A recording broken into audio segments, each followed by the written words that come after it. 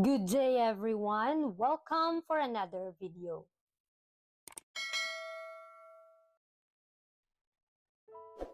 Sa oras na ito, ating pag-aaralan ang Messages to Young People, page 99, entitled Perpektong Karakter. So dito natin matutunghayan kung gaano kakailangan na magkaroon tayo ng karakter na perpekto, gaya ni Kristo. So samahan niyo po akong pag-aralan ito. Sabi dito, wala pong ibinigay na katiyakan si Kristo na ang pagkakaroon ng perfection sa karakter ay isang madaling bagay. Ang isang marangal na karakter ay hindi namamana. Hindi ito dumarating ng basta-basta. Ang marangal na karakter ay nakakamtan sa pamamagitan ng pagsisikap ng isang individual sa pamamagitan ng merito at biyaya ni Kristo. So dito mapapansin natin kung gaano man ang ating o sino man tayo dito sa mundo, gaano ang ating pagsisikap na magkaroon ng karakter na gaya ni Kristo ay talagang makakamit natin ito sa pamamagitan ng merito ni Kristo, ng kanyang biyaya. Dahil walang ni isang magmamalaki na magkakaroon siya ng karakter sa simpleng paraan. Dahil hindi basta-basta ito, nasa proseso po. At may tatlong proseso ang kaligtasan. Una, justification. Ginustify tayo ng Panginoon nung iniligtas niya tayo. Pangalawa, sanctification. Kailangang mapabanal tayo ng Panginoon. Mapabanal niya ang lahat ng ating mga ginagawa dito sa mundo habang nabubuhay pa tayo. At ang pangatlo ay glorification, which is kung napabanal ka na ng salita ng Diyos, napabanal ka na ng Panginoon dito sa mundo, ay kasama ka na mag-glorify in the last days. Kaya kailangang pagsikapan natin na maangkin ito kasi nga nasa sanctification process tayo mga kapatid. Dahil sa sakripisyo ni Kristo, kaya binibigyan niya tayo ng paraan para maligtas, para makasunod sa kanyang kalooban. Ngunit kapag nakikita natin ang ating mga sarili na parang napaka-perfect na natin, diyan tayo nagkakamali. Dahil ito yung pakana ng kaaway na mas nakikita natin ang ating mga sarili na mataas kaysa sa iba. Nagnanais ang Diyos sa atin na kailangang magpakumbaba tayo, na lumapit sa Kanya. Saliksikin natin ang ating mga puso kung ano pa ba ang kulang, ano pa ba ang dapat nating gawin upang mapabanal. Kaya kung nakikita natin ang ating mga sarili na nagkakasala at nagkakamali, kailangang lumapit tayo sa Panginoon dahil handa siyang tumulong, handa siyang umagapay sa atin anuman ang ating posisyon, anuman ang ating kalagayan. Kaya huwag tayong ma-discourage kung iniisip natin na napakasama o napakadumi na natin sa harapan ng Diyos dahil meron siyang bugtong na anak na siyang maglilinis sa lahat ng ating mga kasalanan at magpapatawad sa lahat ng ating kadumihan. Kaya sa pagpapatuloy, ang Diyos ang nagbibigay ng mga talento at lakas ng isipan, tayo ang humuhubog sa ating karakter. Ang karakter ay hinuhubog sa pamamagitan ng matinding laban sa ating sarili. Sunod-sunod na mga tunggalian ang kailangan harapin laban sa mga namamana nating ugali. Kailangan nating masusing suriin ang ating sarili at hindi hayaang manatili ang kahit isang hindi kanais-nais na katangian ng hindi inaayusin. So dito makikita natin na yung pakikipaglaban natin sa ating mga sarili ay hindi basta-basta. Kaya ninanais ng Panginoon na sa bawat hakbang natin, kailangang maisulong natin ang katotohanan, maipakita natin ang perfect standard, yung perfect character natin. Yung perfect character ni Kristo ay maipakita ng kanyang bayan. Kaya hindi lamang tayo dapat taga-angkin lamang na tayo'y tagasunod, kundi kailangang ipakita natin sa ating mga gawa ang dapat nating gawin o ipakita natin sa ating buhay ang katotohanan na dapat nating malakaran. Kaya sa ating pag-aaral ngayon, nalalaman natin na ang ating isipan ay nagkakaroon ng kalakasan kung tayo'y mananatili sa biyaya ni Kristo dahil ito lamang ang ating tanging pag-asa upang ma-mold ang ating character for eternity.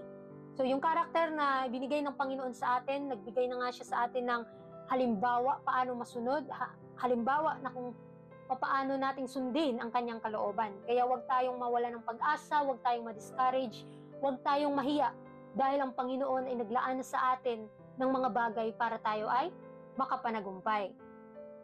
Huwag sabihin ng sinuman, hindi ko kayang ayusin ang aking mga depekto sa karakter. Kung dumating ka sa desisyong ito, tiyak na mabibigo kang makamtan ang buhay na walang hanggan. Ang imposibilidad na ay nasa iyong sariling kalooban. Kung ayaw mo, hindi mo magagapi ang iyong mga kahinaan.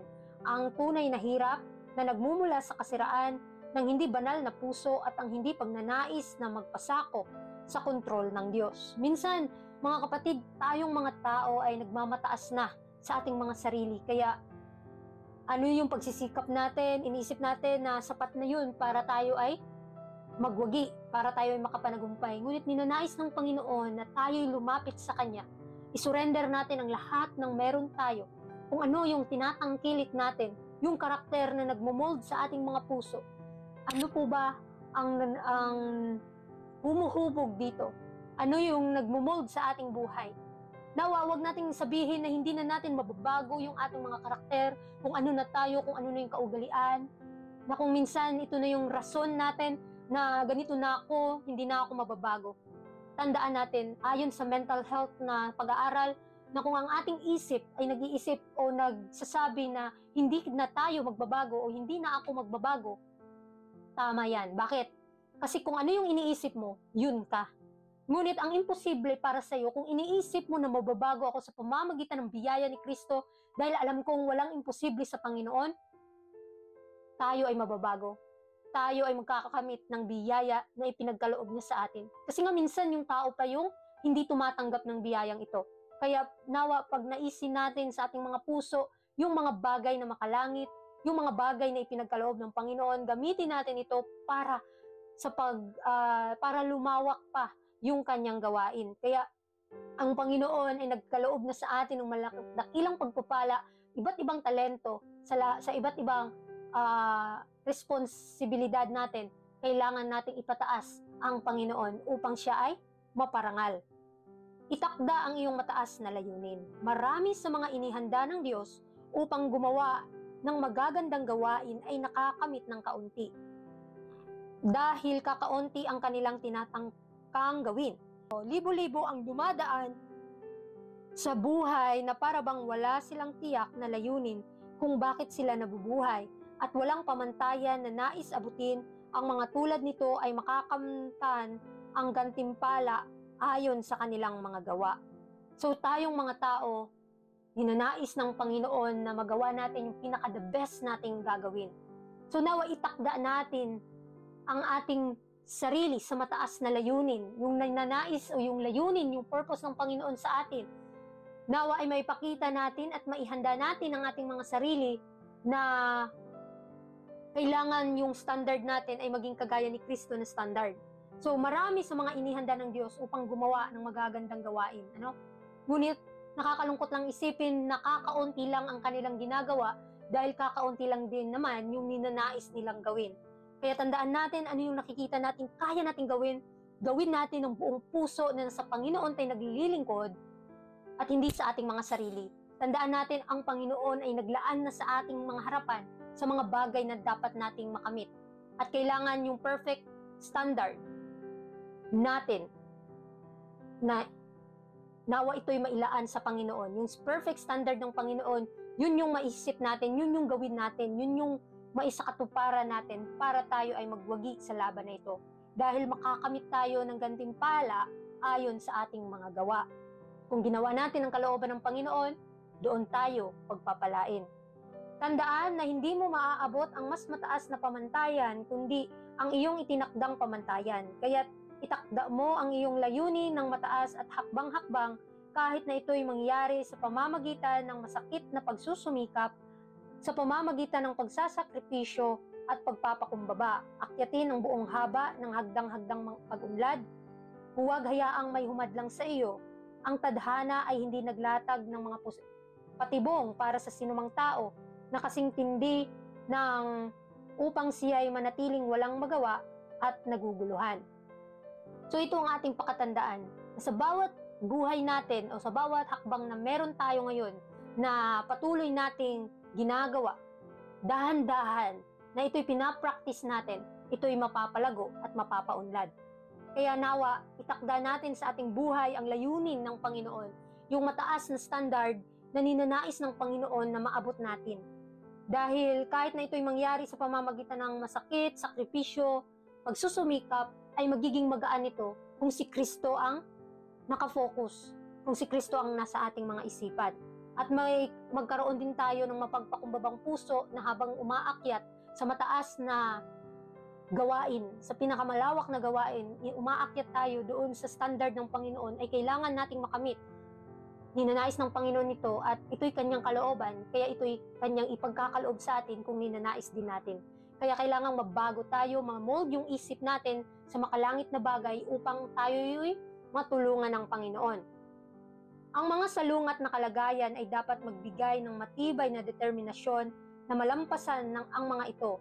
Ang pagwawasak ng isang hadlang ay magbibigay ng mas malaking kakayahan at lakas ng loob upang magpatuloy ng may determinasyon sa tamang direksyon, at ang mga kalagayan ay magiging iyong mga katuwang, hindi mga hadlang. So ito yung napakagandang pangyayari sa ating buhay, na kung ang mga bagay na pinapahintulot ng Panginoon na minsan ito pa yung humahadlang sa ating daan para tayo ay magpatuloy sa laban, ngunit tandaan natin kung si Kristo ang nakafocus sa ating isipan, magkakaroon tayo ng tagumpay. At yung mga akala natin noon na ito'y humahadlang, ito pala yung ating katuwang. Ito yung ating hagdan para tayo ay magwagi sa laban. Tandaan natin yung mga pagsubok at mga tukso sa ating paligid. Ito yung purpose ng Panginoon sa atin para tayo mapabanal, para masubukan niya tayo kung tayo po ba ay tapat sa Kanya. Kaya nawa, huwag tayong mawala ng pag-asa sa ating buhay na tayo ay nanghihina. Kailangan tayong magkaroon ng perfectong karakter. At hindi yun basta-basta na maaangkin ng tao, kundi kailangang mag-under tayo sa proseso, which is si Kristo ay nandyan sa ating harapan.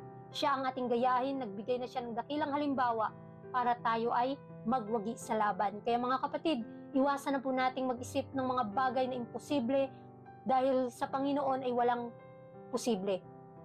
Walang imposible sa Panginoon, mga kapatid. Kaya ninanais ng Panginoon na tayo ay magkaroon ng karakter na gaya ni Kristo, at ang ating buhay ay maipakita natin ng may pag-ibig at pananampalataya sa Panginoon.